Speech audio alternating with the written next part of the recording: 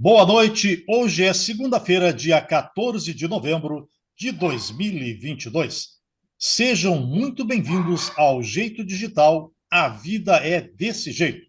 Estamos ao vivo em nossas plataformas digitais do facebook.com/jeito digital oficial e facebook.com/sultv RS.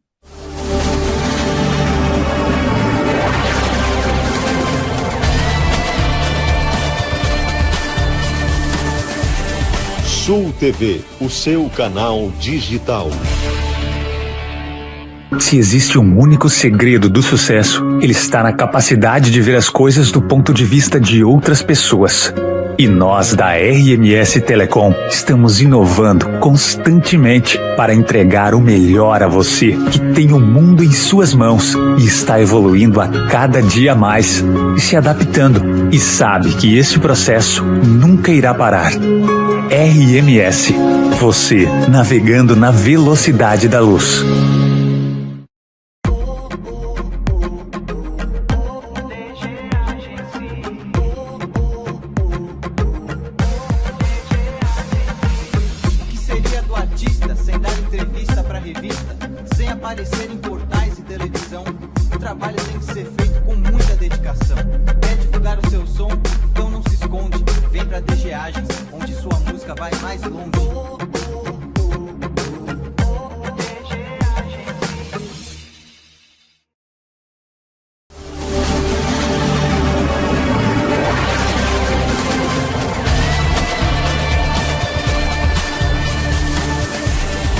Sul TV, o seu canal digital.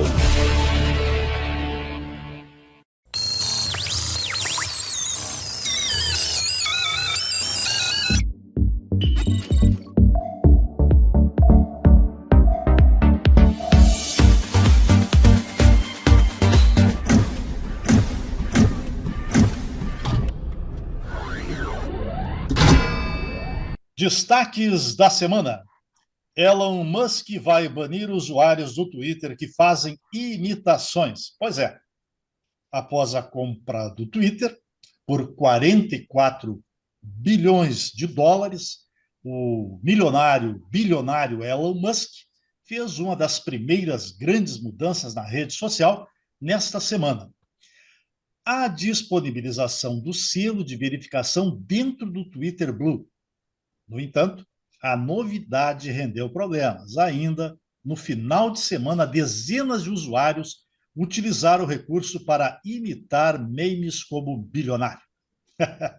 E aí o cara não gostou. Após a onda de imitações, o novo dono do Twitter, o Elon Musk, publicou um comunicado na rede social que, a partir de agora, quem imitar contas e não deixar claro que isso é uma paródia, vai ser bloqueado. E aconteceu, dezenas de milhares de contas bloqueadas por conta de brincadeiras no Twitter. De acordo com Musk, o usuário nem mesmo é avisado antes de tomar o banimento. Ele é banido e, meu amigo, não consegue voltar. Coisas do novo dono do Twitter. Black Friday da Shopee terá 11 milhões em cupons e frete grátis. Acredite, a Shopee anunciou que terá um total de 11 milhões em cupons durante os períodos de vendas de novembro. São duas datas, né? Na Black Friday antecipada serão 6 milhões. E depois, em 25 de novembro, na quente mesmo, mais 5 milhões de reais. Né? Tudo em desconto e frete grátis a partir de compras aí de R$ 29. Os cupons serão oferecidos e poderão ser utilizados tanto para lojistas nacionais quanto para compras internacionais, valendo que vale a pena considerar também que os cupons de frete grátis serão válidos apenas no aplicativo para pedidos, como eu já havia referido, acima de R$ 29 e com fretes de até R$ 20. Passando desse valor aí, paga a diferença.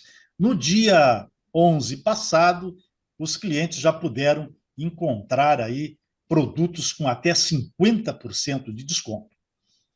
O Felipe Piringer, o responsável pelo marketing da Shopee, ressalta que nas duas datas a empresa vai concentrar muitos benefícios para os consumidores, para que eles possam economizar e adiantar suas compras de final de ano dentro da maior economia e plena conveniência. Que maravilha, né? Nada como ter dinheiro. Muito bom. Que dia é hoje, pessoal? Hoje é 14 de novembro e é o dia do Bandeirante. Isso mesmo. Esta data foi escolhida para homenagear os bandeirantes, porque foi nesse dia, em 1625, que a cidade de Santana da Paraíba, localizada no interior de São Paulo, foi levada à condição de vila. Jeito Digital, a vida é desse jeito, tem o apoio de assistência técnica do Viso. Viagens, Sadi Machado, corretor de imóveis da Remax, LPS Rádio, Ômega Balonismo, RMS Telecom, Soft Sul e Sul TV RS. Participe pelo nosso WhatsApp interativo, mande a sua mensagem. O WhatsApp interativo é 9995-16358. Repetindo, 9995-16358. Acesse e ajude a fazer o nosso programa, sugerindo assuntos, pauta, enfim, né? Participando ativamente do programa. O principal assunto do programa de hoje, as mudanças do mercado durante a pandemia. As mudanças do mercado imobiliário durante a pandemia. Agora valendo. Valendo Brahma, como diz o Lau. Vamos falar com o nosso... Aliás, não é nosso, né? Longe disso. Vamos falar com o Beto da Ative, CEO e fundador de empresas imobiliárias e cowork. Boa noite, Beto. Boa noite, Viso. Tudo bem? Como é que tá? Boa noite, Vanessa. Boa noite, pessoal. Tudo bem? Tudo tranquilo, bem-vindo aí ao Jeito Digital. Boa noite, Vanessa. Boa noite, Viso. Boa noite.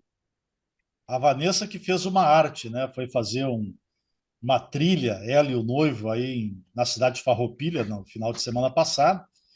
Fez a trilha, caminhou, não deu nada. Chegou na cidade e pisou numa lajota em falso e rompeu os ligamentos do pé esquerdo. Pode um troço desse? Aconteceu. Tô de castigo aqui, Viso, com a perna pra cima. Ela tá com aquela botinha, né? Porque... Uhum. 3 vezes. Já consegui fazer essa arte 3 vezes. Nossa Senhora. O ligamento do tornozelo. 3. E dói, né? Dói. E é incômodo. Pô, mas pelo menos agora a tecnologia ajuda, né? Antigamente era só gesso.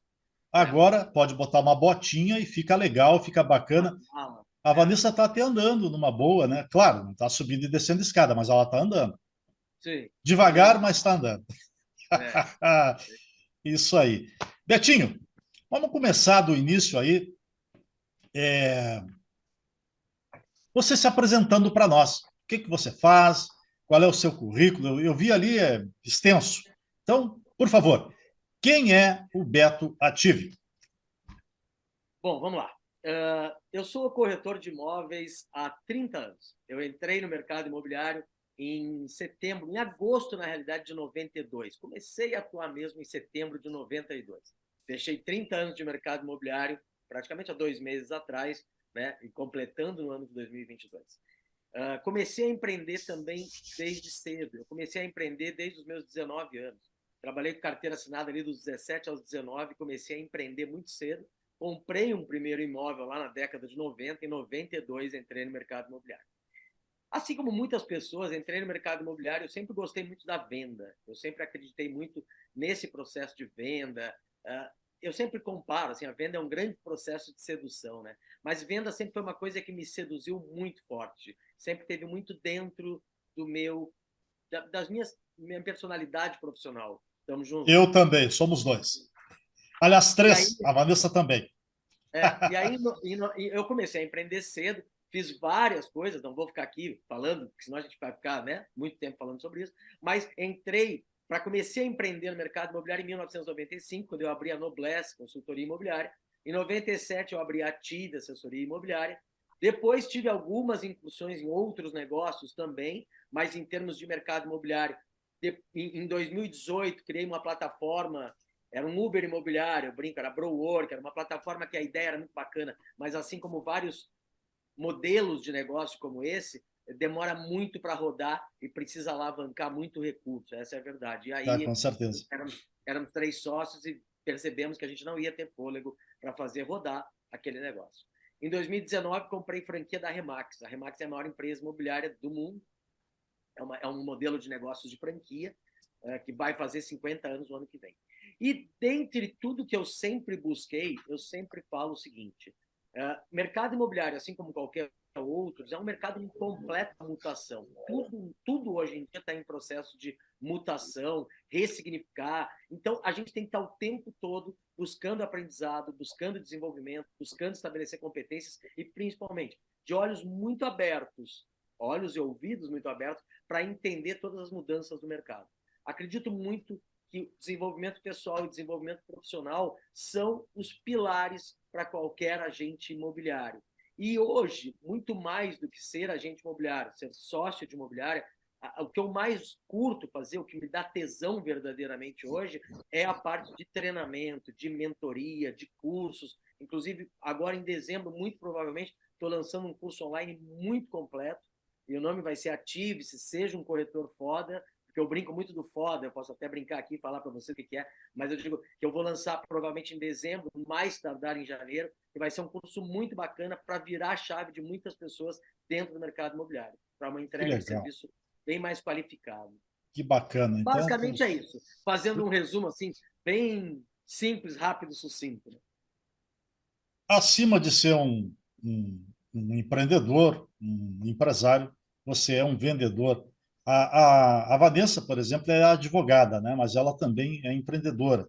E ela tem essa veia de vendedora, de comércio, lá da infância, com 7, 8 anos, ela já fazia miçanga para vender durante o intervalo da aula. É mole isso, cara, não é fácil, né? Mas é verdade. Então, eu, com meu 13 amigo anos, Beto. fazia prancha de surf. Olha só. Com 13 anos, comecei a fazer prancha de surf. Comecei a surfar com 12, com 13 resolvi fazer prancha de surf. Ficava uma merda. Mas a gente conseguiu aprender umas 3 ou 4, depois de ter feito uma meia dúzia que não serviu para nada, vamos dizer assim. Que legal. Não vingou o negócio. A gente vai lembrando de fatos, né? E é incrível, né? Mas, meu amigo Beto, vamos fazer assim, vamos fazer o cenário da primeira pergunta, né? Bora. Aconteceu no mundo todo, durante o ano de 2020, finalzinho de 2020, início de 2021, um acontecimento que iria mudar a história do ser humano na Terra, né? Nunca antes, né, tantas pessoas usaram máscaras, fizeram distanciamento social, blackout totalmente parado, enfim, né? Então, nesse período, tivemos que usar muita criatividade para tocar os nossos negócios. Na verdade, nós tivemos que nos reinventar. No mercado imobiliário, de certa forma, deu sorte, e como nos demais mercados, nas demais atividades, né, humanas, é que o processo de digitalização das empresas já estava num processo bem adiantado. Eu quero crer que isso tenha facilitado um pouco a vida das empresas e das empresas do mercado imobiliário. Bom, feito esse cenário, essa contextualização, né, da pergunta, eu pergunto o seguinte: como é que foi nesse período de pandemia vender imóvel sem poder mostrar o imóvel fisicamente? E quais as mudanças ocorridas durante a pandemia que vieram para ficar? Pode começar a responder. Cara, eu sou jurássico, que nem eu te falo, né? Exatamente por ter 30 anos de mercado imobiliário, eu entrei na época do fichário. Certo. O corretor tinha um fichário, a gente mostrava os imóveis, tinha que fazer tudo ao vivo e a cores. Durante todos os anos, as tendências de comunicação, de informação já foram mudando bastante. o consumidor do mercado imobiliário, o cliente, seja comprador ou vendedor, já tinham acesso a informações de uma forma digital, através de sites, plataformas e várias coisas. Mas eu acho que é grande diferencial, eu digo no sentido do trabalho mesmo do agente imobiliário. As pessoas perceberam que precisavam criar conexões virtuais. Eu acho que essa talvez tenha sido a grande mudança, o grande diferencial. Porque tudo que a gente fazia, entre aspas, presencialmente, seja uma reunião, para passar uma proposta, tudo a gente defendia muito, inclusive, isso, porque como são negócios que envolvem valores muito altos, a gente sempre percebia e entendia a importância do corpo a corpo. E isso acabou. Isso a gente teve que praticamente criar reuniões online, fazer reuniões online, usar a tecnologia no sentido dessa comunicação. Então, o primeiro momento do susto, da porrada, foi exatamente isso. Encontrar as formas de se comunicar de uma forma mais efetiva e mais assertiva, entendendo que estava praticamente impossível o contato físico, o corpo a corpo, o olho no olho, né? Então, acho que esse foi o primeiro impacto. E aí, o que a gente aprendeu, e aí eu digo praticamente todos nós, eu digo e a grande maioria, os que ficaram para trás acabaram se perdendo, mas eu digo, é que quanto mais a gente entende que a tecnologia não vai substituir o homem, mas ela é uma ferramenta imprescindível para que a gente consiga exponencializar os nossos negócios, as nossas ações, a comunicação e, por que não dizer, até a forma de se ganhar dinheiro, né? Já está aí todas as plataformas para nos mostrar isso de uma forma muito clara. Então, basicamente, eu acho que o primeiro momento do susto foi o momento da gente enxergar todas as possibilidades da comunicação virtual no sentido de fazer esse approach, essa aproximação, até visita. Na realidade, eu cheguei a fazer. É óbvio que na hora lá do fechamento, o comprador ia olhar. Mas a história das fotos profissionais, dos vídeos, dos imóveis, dos tours virtuais, que a gente todo mundo investiu muito nisso. Inclusive, eu cheguei a fazer vídeos com o meu celular andando assim pelo imóvel, uma forma bem, entre aspas, primitiva, talvez vamos colocar assim, e amadora, mas que deixava muito claro, quase como se o cara estivesse ali entrando e visitando o imóvel, entrando no prédio, olhando a garagem, sabe? Mas dentro do mercado secundário, quando a gente fala de imóvel de terceiros, imóveis usados, seminovos, foi muito difícil fecharem negócio assim. As pessoas, de uma maneira geral, lá no frigir dos ovos, nos 44 segundos do tempo, visitavam o imóvel, tá? Mas no mercado primário, muitos negócios saíram através simplesmente de contatos absolutamente virtuais. Agora, você falou em Jurássico, né? Eu lembrei que nos primórdios, né, da minha entrada na área de tecnologia, em 1989, nós tínhamos uma maneira muito sui generis de vender. Eu, que era supervisor regional da RUF, nós vendíamos aquelas processadoras contábeis. Não chegava a ser um microcomputador, mas automatizava, quer dizer, deixava de lado os arquivos e passava a digitalizar o balancete, o controle patrimonial das empresas. Então, na contabilidade, tinha as processadoras. Se a gente na cidade, nós vamos falar de telex, impressora matricial. Sim, claro. As propostas eram por telex. Máquina de datilografar. Porra, nós vamos aqui... As propostas eram feitas em máquina de datilografar, porque nós tínhamos, dentro da RUF aqui em Porto Alegre, nós tínhamos só 5 computadores. E claro que a secretária não tinha um computador, ela usava a máquina de escrever mesmo. Mas a venda, olha só que coisa interessante, Beto, a venda, ela era feita do jeito que você falou. Eu botava uma processadora daquelas no porta-mala do carro, e tinha que ser um porta-mala grande, né? Então eu tinha lá um Santana grandão, botava aquela máquina, aquele monstro, aquele elefante dentro do porta-mala do carro, e ia fazer uma viagem, uma turnê por várias cidades, e principalmente prefeituras, né, do Rio Grande do Sul. E em cada prefeitura que chegava, né, a gente armava o circo, largava lá a processadora, fazia uma demonstração, aí eu tinha que levar um camarada que operava a processadora, então levava um programador, eu era da área comercial, levava o vendedor. Olha, cara, era uma operação de guerra para vender uma processadora contábil. Agora, tem um detalhe, né? vendida uma processadora. Ela custava entre 5 e 10 mil dólares. Sim. Era dinheiro, né? Transforma isso a dinheiro de hoje. Bom, Quando vamos deixar. a gente tem uma certa idade, quando a gente começa a pensar em tudo que se vendia e os valores que eram. Eu me lembro quando lançou o videocassete, deve lembrar disso? Claro. Razoavelmente jovem, ainda, custava uma verdadeira fortuna. Eu brinco, um carro custava 6 mil dólares, 8 mil dólares na época, o equivalente, né? E um carro, tipo um carro popular, vamos colocar assim, e um videocassete saiu custando 1.200 dólares, lembra? Na época. E lembra das Patrimônio. locadoras, das fitas que a gente ia pegar no final de semana para ver os filmes? Eu tive 3 locadoras de vídeo, dentre os negócios que Tá eu tive. brincando. E é um negócio que Eureka desapareceu, né? Aham, A acabou. locadora de vídeo virou locadora de games e agora não tem mais nem isso, né? Não, a locadora de vídeo virou locadora de DVD Aham. e depois quebrou, junto com a Blockbuster, que o Netflix acabou com toda a galera. É isso aí. É isso aí, né? Inclusive, a história da Blockbuster junto com o Netflix é bárbara, né? Mas não vem ao caso aqui a gente ficar contando, porque senão, obviamente, a gente perde todo o fio Todo da o meada. foco, né? Mas essas coisas são interessantes, sabe por quê, o Betinho? Porque o pessoal, a maioria do pessoal que está nos vendo agora, né? O pessoal não Por faz a tecnologia. mínima ideia do que nós estamos falando. Eles não conhecem, vocês não viveram isso. Conexão de própria internet Vanessa, com que linha tá de aqui. escada. Hã? Vanessa não sabe nada do que a gente está falando. Não, Se claro disser que pra não. ela, o que é um fax? Ela nem sabia, nunca ter visto um fax na vida dela, né? Não sei, acho que não. Já viu? Não, mas eu tenho um fax lá embaixo da oficina ainda. Ah, tu tem ainda? Já vi, já vi. Essa de Mas museu, já né? usou? Usou um fax? Chegou a Não. usar? Não cheguei a passar o fax, mas a máquina de escrever cheguei a usar. Ah, Que bacana, loucura, bacana. né, cara?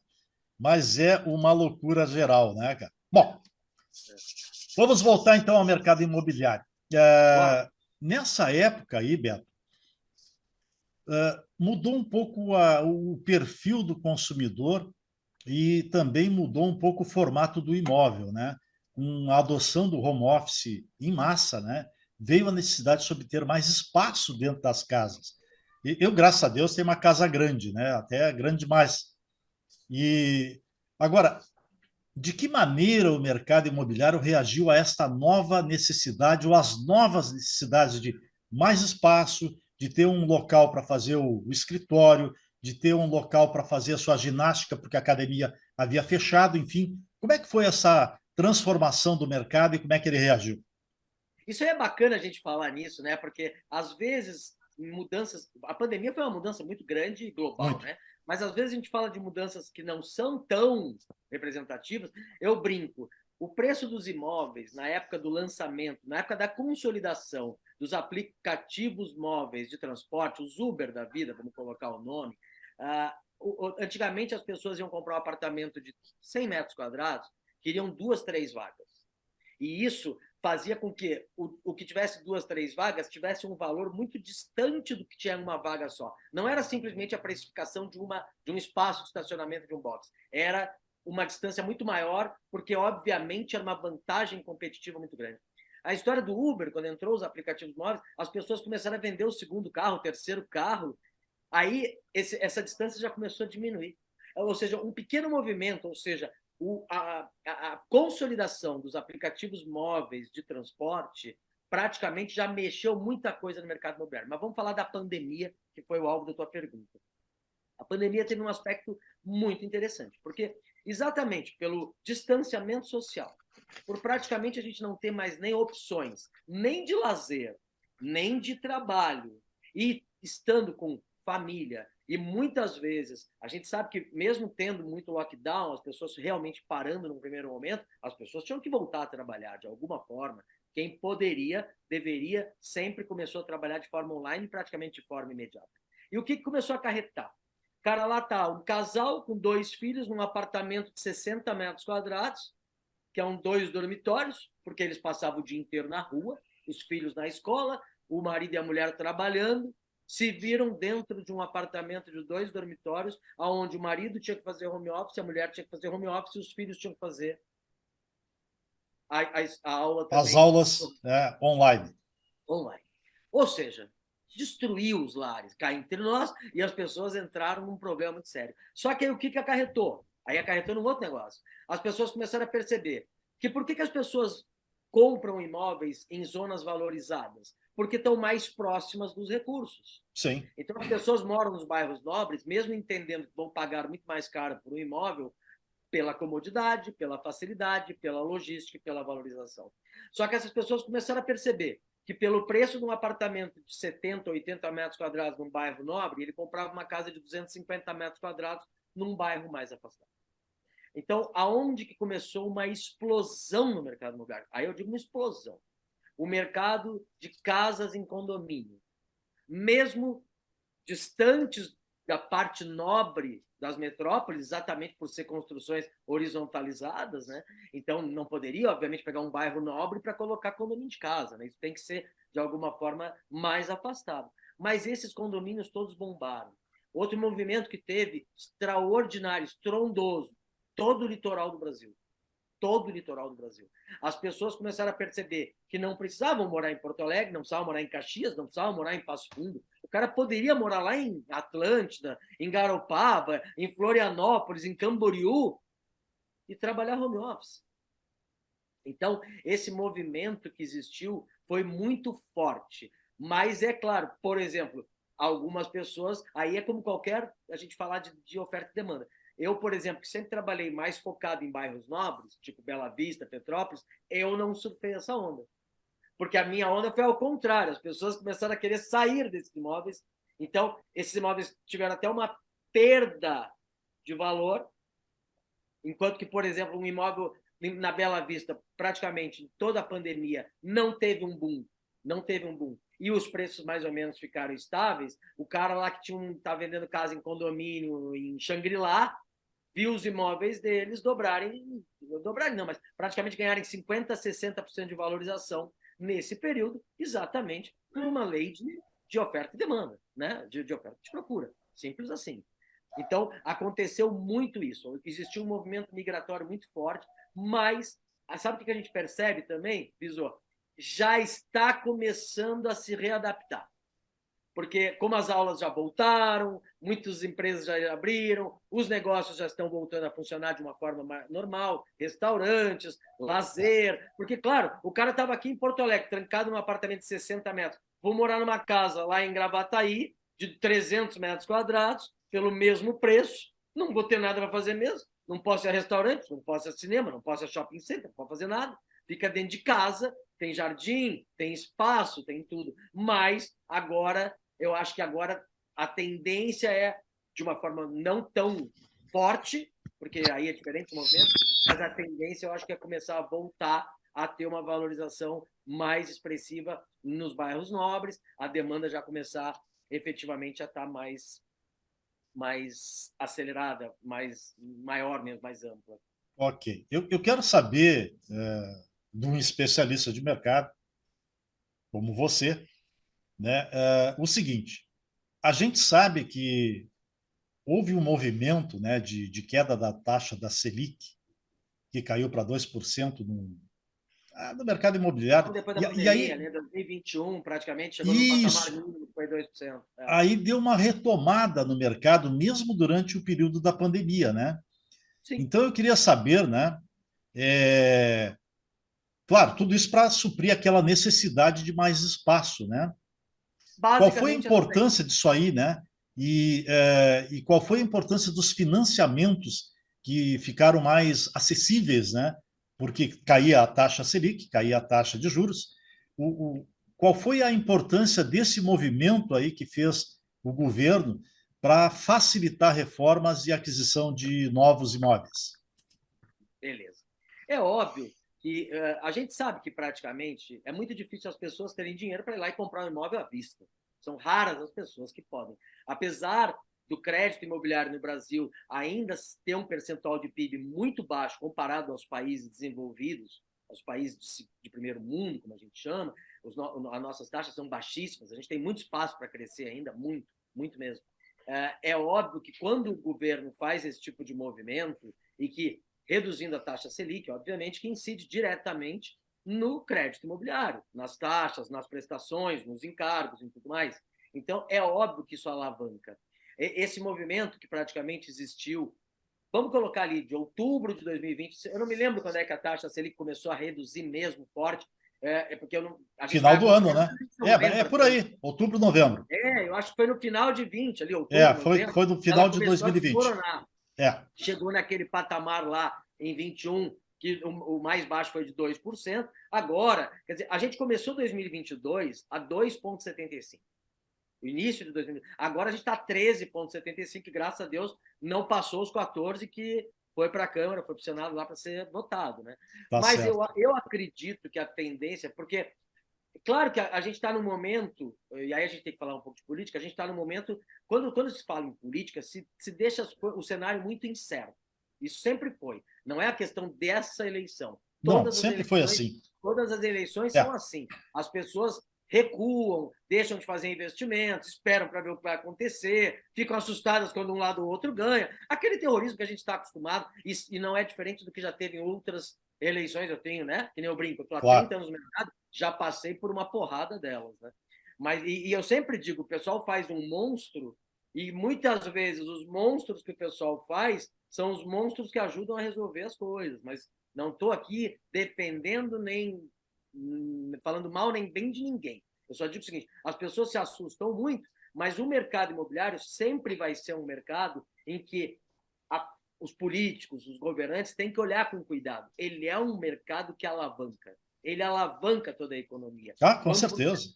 Construção civil é uma coisa que emprega, que gira não dinheiro. É só a construção civil, Viso. Quando a gente fala do mercado primário, e a gente pode falar em números mundiais, tá? O mercado primário, que é o mercado das incorporadoras, das construtoras, ele não representa 10% do mercado imobiliário em nenhum lugar do mundo.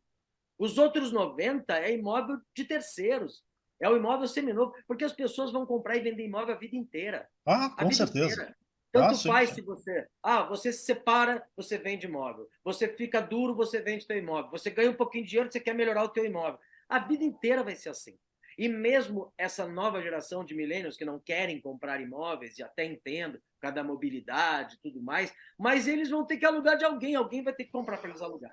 Então, não muda nada desse cenário, sabe? Eu brinco. Quando a gente pensa que somos 7,9 bilhões, vamos lá arredondar, 8 bilhões, 8 bilhões no planeta, todo mundo tem coisas que todo mundo precisa fazer. Todo mundo precisa comer, todo mundo precisa trabalhar e viver. E viver em algum lugar e se vestir. Não tem. Não tem saída. Então, é um mercado que eu sempre falo, é um mercado ilimitado, independente de crise, que a gente já viveu. Pô, eu já vivi várias crises muito fortes. Opa, várias, também, né? Também entendendo isso. Além da sazonalidade, que eu digo de períodos, mas também esse movimento que às vezes joga para um lado e joga para o outro.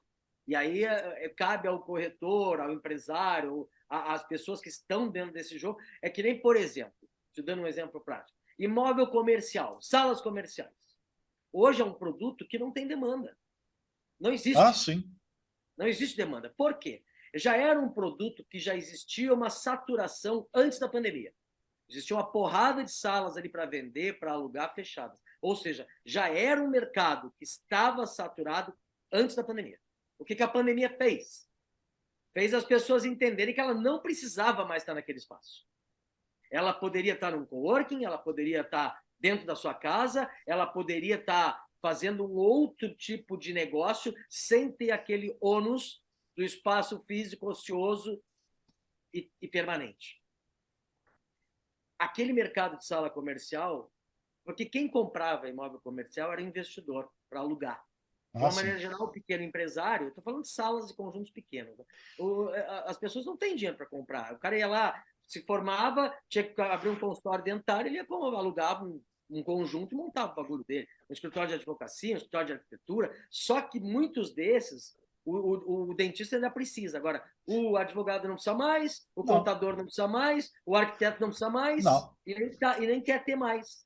Com certeza. Aí, o que aconteceu? Hoje, eu digo, as pessoas às vezes me procuram, Beto, vender uma sala comercial. Eu digo, cara, tu tem um pepino na tua mão. Tu tem assim, tu tem um elefante branco. Quer dizer, se eu te ajudar, tu tem que acender umas 10 velas daquelas 7 dias e rezar todos os dias a meu favor, sabe? Porque é quase fazer um milagre, eu brinco. Então, é um tipo de produto que eu faço de tudo para não pegar. Sim, imagina.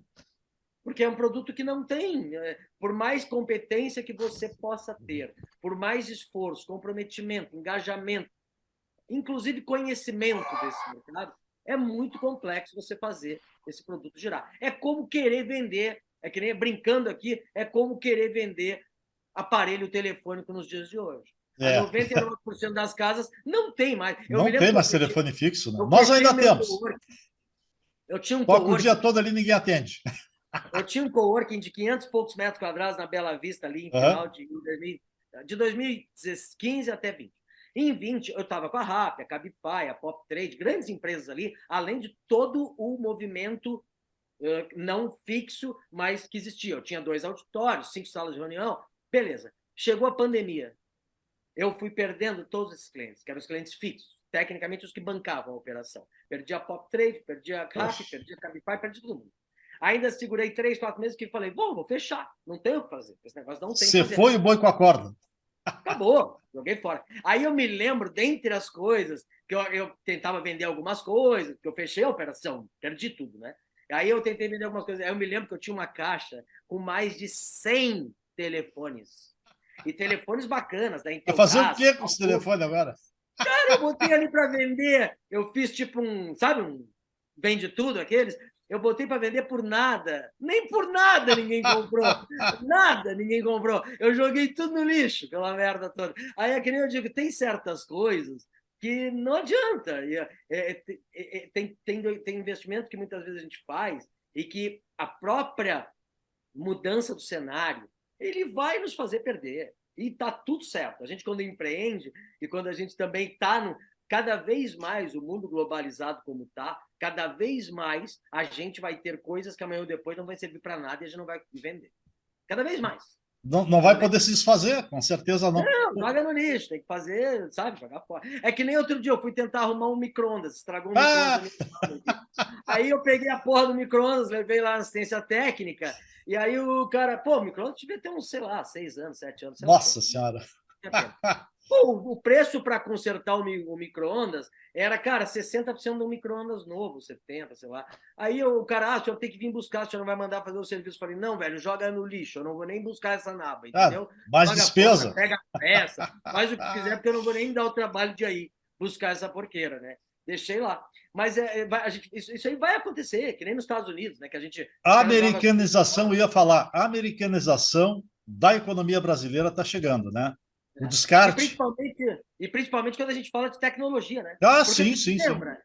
Outro dia eu estava olhando, eu tinha uns iPad antigos que a gente ia comprando, os novos, assim. Hoje em dia eu já nem tenho mais usando, mas eu comprando os novos e vai ficando os velhos. Eu olhei assim, eu tinha uns 3. Eu me mudei há um tempo atrás, porque eu me separei. Eu falei, eu peguei uns 3 iPad velhos. Falei, o que eu vou fazer com essa naba, entendeu? Peguei uma meia dúzia de iPhone velho que eu tinha. Sério, joguei tudo fora, porque eu falei, não vou fazer o que com esse troço aqui? Eu digo velho mesmo, sabe? Sim, 3, 4, 5, lá. Mas é isso. É isso, né? O Vanessinha tá muito... A gente acaba dispersando ali, mas é legal, né? É muito triste. Vanessinha tá muito calada hoje, Vanessinha. Participa do programa aí, guria. Eu tô compenetrada aqui, tentando me equilibrar com a perna aqui. Faz trilha. Mas eu ia perguntar para o Beto como é que está agora a questão da visitação, se o pessoal já está visitando novamente os imóveis, se o pessoal ainda está com medo, como é que está essa transição? Não, em termos em termos da Covid mesmo, da pandemia, né? Não, já voltou tudo exatamente ao normal. E aí eu digo até a vida como um todo, a gente já percebe que tá tudo de uma forma bem natural. A gente vai nos restaurantes, a gente vai nos bares, a gente anda no Uber sem máscara. Eu não uso mais máscara há muito tempo, já aboli a máscara há alguns meses, talvez, não sei de precisar do tempo, mas já faz um tempo. Mas visitas, praticamente todos os procedimentos estão normais. Eu continuo me utilizando muito desse tipo de reunião online, porque eu acho que ela encurta caminho. Em vez de eu fazer certeza. Sair lá da Isso é uma coisa que veio para ficar, né? Então, eu quero falar com um cliente, seja um comprador ou um vendedor, em vez de eu estar me deslocando, ou fazendo ele se deslocar lá para o meu escritório, o que eu faço? Pô, abro uma call aqui, a gente conversa numa boa, tranquilo. Porque quanto mais a gente pratica isso aqui, mais a gente faz de uma forma natural. Eu brinco, eu hoje, nessas reuniões online, eu falo como se estivesse batendo um papo numa mesa de bar com qualquer pessoa. Para mim, eu já tenho eu já criei essa condição, né? Esse Olha hábito. nós aqui fazendo o programa, né? Cada um num local e É, o programa acontecendo. é, é. Tecnologia, né? E essa parte que eu falo de treinamento também, que é uma coisa que eu gosto muito, que é realmente que me dá prazer, tesão e paixão, eu posso fazer online violento, assim. Eu já Sim. fiz mentorias que eu botei 200 pessoas numa sala e tá ali, sabe? Todo mundo... É óbvio que não tem aquele approach do físico, né? Tem coisas que a gente não... Mas quando a gente começa a se enrolar bem no virtual, porque aqui a gente tem só não tem o tátil, né? Eu digo, tem o visual, tem o auditivo, né? Só não tem o tátil mesmo, não está ali sentindo a pessoa. Mas se você sabe controlar a tua comunicação, muda as tuas intensidades de voz, de alguma forma gesticula, tu vai criando essas conexões também que são necessárias. Não, e Obviamente, outra coisa, o simples fato de não ter que se deslocar, perder esse tempo, gastar com deslocamento, a intempérie, tá chovendo, tá frio, cara, isso aí é uma maravilha, né? Eu prefiro totalmente online, também, eu totalmente gosto muito. reuniões virtuais. Não se pega mais um avião para ir a São Paulo fazer uma reunião de negócio. Isso já é uma coisa do passado, né? Mas se a Antigamente eu me gente lembro. parar para. Hein, Viso? Quando a Oi. gente para pensar nisso, outro dia a gente estava falando sobre isso, estava falando com um amigo meu empresário, falando exatamente sobre isso. Antigamente, tu pegava uma empresa lá e os caras diziam, vamos fazer uma reunião em São Paulo. Aham. Meu, tu saía daqui, pegava um avião, quer É, dizer, pegava um cansei táxi, de um fazer Uber, isso. ia para o aeroporto, É. pegava um avião, tinha que dormir aquela noite para fazer a reunião no dia seguinte, pegava outro Uber, pagava um almoço. Além de todo o custo, que eu brinco, essa brincadeira aí estava 2, 3 mil, assim, ó, Sim, fácil, sim, sim, sim. fácil. Mas não é só os 2, 3 mil. Os 2, 3 mil importa. E o Mas e o tempo? tempo? E o tempo? Ah, Olha quanto que tu deixa de produzir, uhum. todos envolvidos nesse processo, para ficar lá. Tu vai ter uma reunião de 1 hora e você gastou do teu tempo 24, 28, 30, 48 horas, muitas vezes, E não para fazer. recupera mais. Não espera. Não Eu sempre recupera. falo, quando o ser humano entender que o tempo é o nosso ativo mais valioso, tempo. E eu falo isso para todo mundo. E tempo é todo mundo igual. Não sei que idade tem a Vanessa, não sei que idade tu tem, Vitor. Eu sei que eu tenho 57, eu digo. Não te faz se tu tem 20, se tu tem 30, se tu tem 50 ou se tu tem 80. Tanto faz se tu é gordo, magro, rico, pobre. Todos nós temos as mesmas 24 horas no dia. Ou Isso a aí. gente aprende a usar essa porra, ou a gente Ou vai estar sempre morrendo na praia em todos os sentidos. E quando eu tá digo em fora. todos, porque aí não é só no profissional e no financeiro, é no pessoal, é no Claro. espiritual, é na tua alimentação, é na tua saúde mental, é em todos os aspectos. Ou a gente aprende a usar o tempo a nosso favor, ou a gente vira escravo do tempo. Essa é a verdade. É verdade. É verdade. E é uma grande verdade, meu amigo. Agora eu queria saber o seguinte: durante ainda o período pandêmico, é, chegou a realmente ter que se reinventar o negócio imobiliário ou não chegou a tanto, somente algumas transformações? Não, eu não acho que ele chegou a se reinventar verdadeiramente. É óbvio que quando a gente fala em reinvenção, eu, como estou há muito tempo no mercado, eu vi muita coisa mudando, muita coisa mudando. Muita, muita, muita. Pô, 30 anos são 30 anos, né? É que nem você falando que você entrou em 89 no mercado. Então, porra, a gente. Eu sempre falo, tem uma vantagem de ser velho. A gente tem sabedoria. Velho tem sabedoria, porque você viveu. Isso é Não é que verdade. alguém te falou, você viveu aquele negócio. Aham. Eu sempre falo uma coisa, eu digo, cara, eu adoro conversar com gente bem velha. Adoro mesmo. Não é papo aqui de vendedor, não. Eu gosto de conversar com gente de 78, 80, 85, 90. Eu acho foda. Porque eu digo assim, ó, o cara pode ter vivido da agricultura a vida inteira. Da agricultura. Não saiu de um sítiozinho lá e plantou. Se você sentar com essa pessoa e ouvir essa pessoa, certamente você vai aprender coisas que nenhum livro vai te ensinar. Porque essa pessoa viveu 90 anos. teve as experiências, teve as vivências daquilo ali. Então, eu sempre falo o seguinte, para mim, que já tive muitas mudanças de uma forma mais linear, mas em 30 anos, eu não acho que as mudanças, eu não acho que as mudanças foram tão porradas assim. Está se tentando muito. A parte de, se a gente pensar em plataformas que tentam tirar o agente imobiliário do mercado, isso já existe há muito tempo. E cada vez se tenta mais. Por quê? Todas as plataformas, de uma maneira geral, o que elas vêm a fazer? Elas vêm tentar tirar o intermediário do jogo. Antigamente, quando tu ia fazer uma viagem, você contratava uma agência de turismo, porque eles tinham que fazer lá a reserva do hotel, fazer a reserva do teu voo, né? E acabava sendo uma operação complexa para a gente fazer. A gente não detinha essa informação e muito menos qualquer tipo de plataforma ou sistema de modelo de negócio que nos proporcionava. O mercado imobiliário é a mesma coisa. Se você parar para pensar hoje, o comprador, o consumidor, ele tem acesso a todas as informações. Ah, sim. Mas tem uma coisa que eu acho que sempre vai bater muito forte, que é que nem, por exemplo, o Google substitui muito advogado porcaria. O Google substitui até médico porcaria. Substitui farmacêutico porcaria. Então, o mercado imobiliário vai chegar a um ponto em que os porcaria vão dançar. Vão dançar. Agora, se você decidir ser um profissional diferenciado, e quando a gente fala de mercado imobiliário, a gente tem que buscar diferenciações em vários aspectos. Não é só na parte tributária, que você tem que ter noção e entendimento do que representa uma compra e venda, seja para um vendedor e para um comprador em termos de tributo. Infelizmente, a maior parte dos corretores não sabem isso. E é uma informação que é acessível, qualquer um pode saber. A parte jurídica. Eu não preciso ser um advogado para atuar no mercado imobiliário. Agora, é importante eu dominar a parte de contratos imobiliários, entender o que funciona ali, o que não funciona, as jurisprudências que ocorrem dentro do setor, independente das cláusulas colocares ali, é muito importante. Você, emocionalmente, eu sempre falo, comprar um imóvel é a decisão mais emocional que as pessoas têm na vida. Ah, com certeza. Muitas vezes é a tua maior aquisição, é onde tu botou quase todo o dinheiro que tu ganhou na tua vida. As pessoas estão num nível de estresse e de discrepância emocional muito forte. Se você não tiver conhecimentos emocionais, se você não perceber uma empatia à pessoa que está lá do outro lado, se você não tiver uma comunicação assertiva, muito provavelmente vai ser fácil você ser descartado no mercado.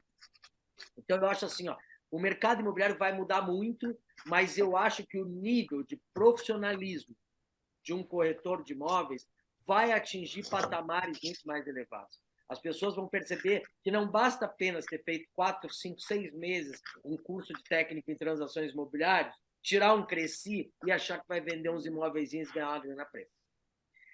Aí o cara vai ter que perceber que, assim como qualquer outra profissão, mesmo não tendo uma barreira de entrada forte, porque para você ser médico, você tem que fazer 5 anos de faculdade, para você ser advogado, você tem que fazer 5 anos de faculdade, médico mais residência, mais não sei o quê, um corretor de imóveis, em 6 meses é corretor de imóveis. Mas ele vai perceber que, independente de não ter, ou a barreira de entrada ser muito baixa, ele vai precisar estar em constante processo de aprendizado, de desenvolvimento pessoal, de desenvolvimento profissional, de ter mais conhecimento técnico, especializações, capacitações, para que ele possa entregar um serviço de muito mais excelência dentro do mercado, e aí ele não vai ser descartado. Essa é a grande verdade desse negócio. Ah, com certeza. Beto, vamos assumir que a pandemia já era, né? Que está tudo voltando ao normal, que nós já vivemos um período pós-pandêmico.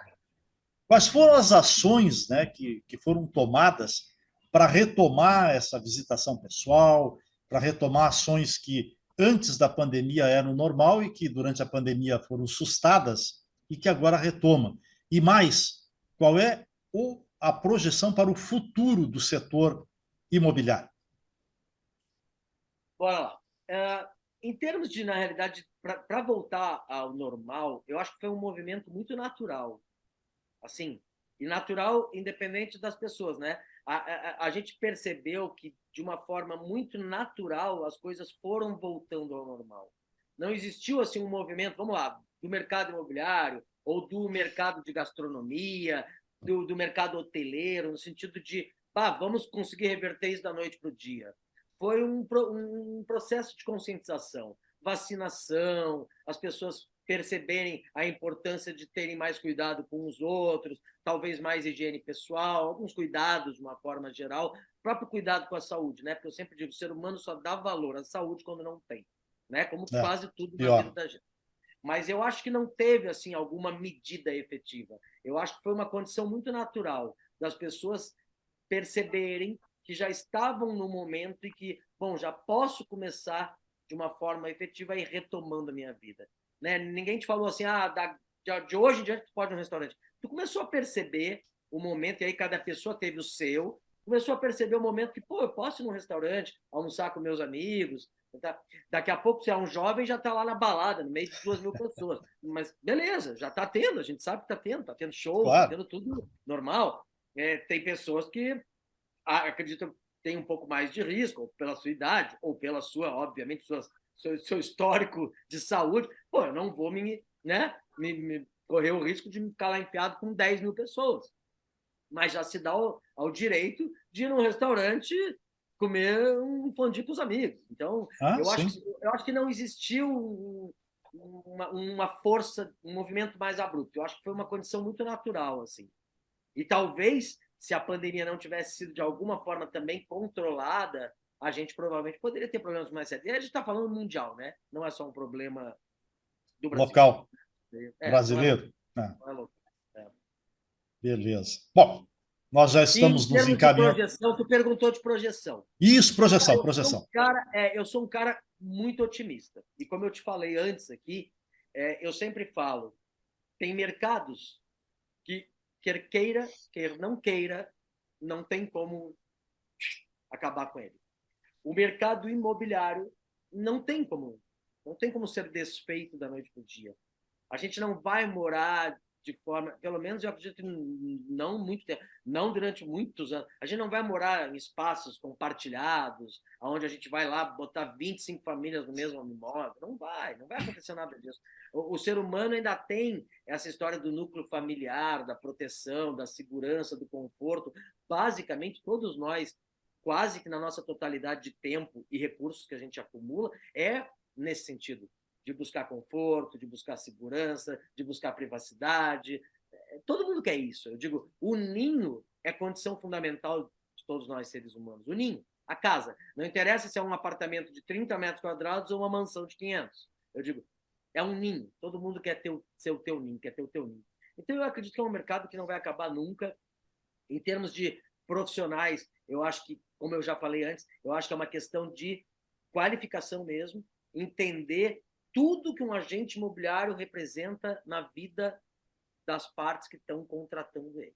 Não é simplesmente... Eu sempre digo, corretor de imóveis que continua acreditando que o negócio dele é pegar uma chave e abrir um imóvel, que tem muitos assim, tá? Acha que simplesmente vou pegar uma chave de um apartamento, vou abrir a porta e as janelas, e é isso. Eu digo, demonstrador de imóvel vai acabar. Vai né? acabar. Esse não tem valia, porra. Qual é a valia que tu tem quando tu pensa assim, vou comprar um imóvel de R$1 milhão, o corretor vai ganhar 60 mil? Corretor imobiliária, os agentes imobiliários estão envolvidos na transação, e o cara vai só abrir uma porta para me mostrar aquela naba. Tu não quer pagar por isso.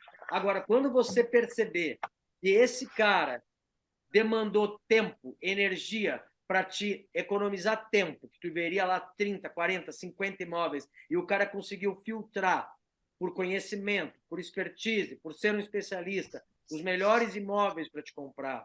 Quando te trouxe esses imóveis, te apresentou estudos de mercado, aonde te apresentou que a precificação desses imóveis era a melhor possível dentro daquele nicho, daquele modelo de imóvel que você procura e, obviamente, dentro da tua condição financeira. E isso através de documentos. Eu te testemunho, através de um estudo de mercado analítico, que tu está fazendo uma boa compra. Quando eu faço toda a demanda para ver se esse imóvel tem condições verdadeiras de ser vendido, no sentido de olhar juridicamente se tem todas as negativas, se você amanhã ou depois não vai ter nenhum risco naquilo ali. Se eu te apresento um modelo que eu vou te dizer, Viso, está comprando esse imóvel aqui, e a projeção de valorização desse investimento, porque o imóvel hoje é um investimento financeiro. Não é sim. só a casinha que tu quer morar. A gente pensa nele como lastro financeiro e lastro patrimonial. Então, por isso que eu falo, o agente imobiliário, quando ele perceber que ele precisa ser muito mais do que um mero demonstrador de imóvel, ele vai prosperar. Agora, para isso, ele precisa desenvolver. E aí eu entro num jogo para qualquer pessoa, em qualquer idade, em qualquer profissão. As pessoas só separam o joio do trigo através de capacitação, qualificação, desenvolvimento e muita, muita vontade genuína de servir, entendendo que dinheiro é meramente uma consequência de um trabalho bem feito. Quando as pessoas percebem valor, as pessoas sequer nos acham caro. Sequer, por mais que a gente possa ganhar. Quando você vende valor, ninguém olha para o teu preço. Com certeza. Com certeza não. Bom, já nos encaminhamos para o final do programa. Eu vou ver se a Vanessa tem mais alguma questão pendente aí. Mais alguma Eu acho que pergunta, seria Vanessa? isso, é. Isso Perguntou aí? bastante, né, Viso? É verdade. Então vamos às considerações finais, né? Contigo aí, considerações finais, o nosso convidado Beto Ative, e depois, então, a gente faz o encerramento. Vamos lá. Viso, Vanessa, primeiro eu quero agradecer. Eu sempre falo, é sempre legal as pessoas, de alguma forma, abrirem as portas para nos ouvir, para trocar ideia, para trocar informação, para conhecer, para fazer network. Então, obviamente, a minha primeira palavra é de gratidão mesmo pelo convite e pela oportunidade de estar participando aqui com vocês, com o público de vocês, né? E eu espero que, de alguma forma, alguma coisa que eu tenha falado aqui tenha feito sentido para alguém, que eu sempre digo isso. Se a gente fala, mesmo que muitos não gostem, se para algumas pessoas fez sentido, evoluiu, ajudou em alguma coisa, já tem todo o valor do mundo o que a gente colocou como forma de compartilhar e de partilhar as nossas experiências, a nossa vivência. Então é isso, é só gratidão mesmo. Para mim é sempre um prazer falar com as pessoas, de alguma forma poder colaborar, contribuir e ajudar para que o mundo fique melhor. Porque eu sempre digo, o mercado imobiliário melhorando, o mundo melhora também, né? Com A gente tem que certeza. entender o seguinte, a gente só vai ser bom profissional, qualquer um de nós, quando nós formos boas pessoas. Não existe outra forma. Enquanto o ser humano não entender, eu quero ser um puta profissional. Enquanto tu não entender que tu tem que ser uma puta pessoa para ser um puta profissional, então eu acho que eu luto muito nesse sentido. Eu acho que a gente tem que ajudar a formar pessoas muito legais para que, obviamente, dentro das suas profissões, obviamente estou falando de mercado imobiliário aqui, sejam profissionais muito bacanas, muito relevantes, muito reconhecidos, que tenham previsibilidade financeira, recorrência, relevância e, obviamente, como consequência de tudo, ótimos resultados financeiros para ter uma vida digna, bacana e poder oferecer e ter as melhores experiências nesse plano. Excelente. Beto Ative, em nome do Jeito Digital, eu gostaria de agradecer imensamente aí a sua presença, o investimento do seu tempo, que eu sei que é caro, né? E agradecer também os ensinamentos aí sobre o mercado imobiliário que você nos trouxe hoje. Jeito Digital tem o apoio de SoftSul Competitividade e Conexões do setor de TIC. DG onde a música vai mais longe, o contato pelo telefone 2197 23 342, aliás, 662, fone 2197 23 34 626. Assistência técnica do Viso, manutenção de notebooks, tablets, computadores, fontes, redes e muito mais. Fale com o Viso pelo telefone 51 9995 16 358. Ômega Balonismo, passeios de balão em Torres. Acesse www.voiomega.com ou fale pelo WhatsApp 51 9813 70405. LPS Rádio, a pioneira na web rádio do Brasil. Baixe o aplicativo pelo Google Play ou pelo App Store. E agora, você tem a possibilidade de baixar num único aplicativo a LPS Rádio e a Sul TV RS. Sul TV voltada para o litoral norte do Rio Grande do Sul e demais regiões do Brasil. E além fronteiras também. Estamos atingindo o exterior. Vários países do mundo têm a sintonia conosco aí, da programação, da grade de programação da Sul TV, inclusive o nosso Jeito Digital. A Sul TV retransmite para 23 cidades do interior do Rio Grande do Sul e Santa Catarina, mostrando atividades, reportagens, depoimentos, entrevistas. Acesse www.sultv.net. Boa noite, dona Vanessa. Boa noite, o nosso convidado Beto Ative. Nós vamos ficando por aqui, prometendo que na próxima segunda-feira estaremos de volta com um assunto sempre relevante. Então, um abraço e obrigado.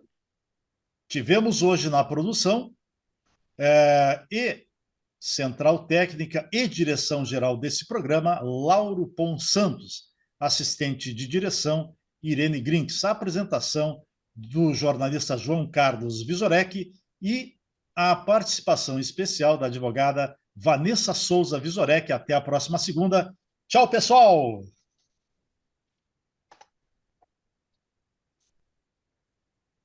Aê! Mais um programa gravado, meu amigo. Mais um programa, mais uma missão cumprida. Legal, Betinho, mais uma vez aí, muito obrigado mesmo. Eu que agradeço, bacana. Show de bola o programa. E segunda-feira vou te mandar, já te mandei o card, né? Distribui nas redes sociais aí para o pessoal acessar, né? Claro, distribui de novo. E manda o link do programa ali, é pelo Facebook. Mandar o link do YouTube, já que aí já vai direto, tá bom? É isso aí. Ok, grande abraço, brigadão, hein? Obrigado. Tchau, obrigada, boa noite. Tchau, Vanessa. Tchau, Viso. Tchau.